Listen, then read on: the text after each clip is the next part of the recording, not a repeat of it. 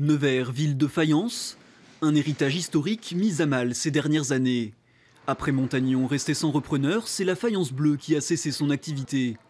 À Nevers, plus que 2 artisans confrontés à un environnement difficile, entre changement de mode et concurrence de produits industriels.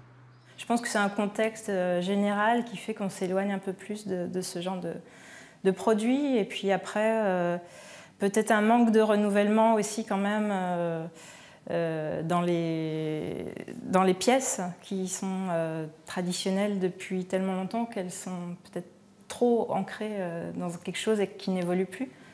Pourtant, ce savoir-faire a été l'un des moteurs de Nevers à partir de 1585. Car si l'activité a faibli depuis 150 ans, au milieu du XVIIIe siècle, c'est près de 1500 personnes qui vivaient de la faïence autour de 12 manufactures.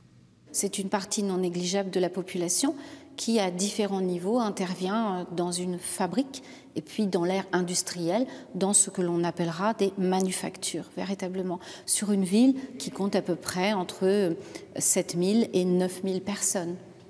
Autant d'époques que de styles, camailleux de bleu, décors asiatiques, motifs floraux.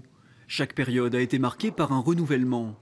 Alors pour que la faïence n'ait pas qu'un avenir au musée, la nouvelle génération cherche à innover en s'inspirant du passé. Il est évident qu'aujourd'hui, on aura aussi besoin de se réinventer, de proposer de nouvelles choses à Nevers pour que notre faïence brille à nouveau. Travail avec des artistes, des designers, pièces uniques, liberté de création, des pistes que les 2 dernières faïenceries neversoises continuent d'explorer. Un nouveau souffle optimiste pour perpétuer la tradition.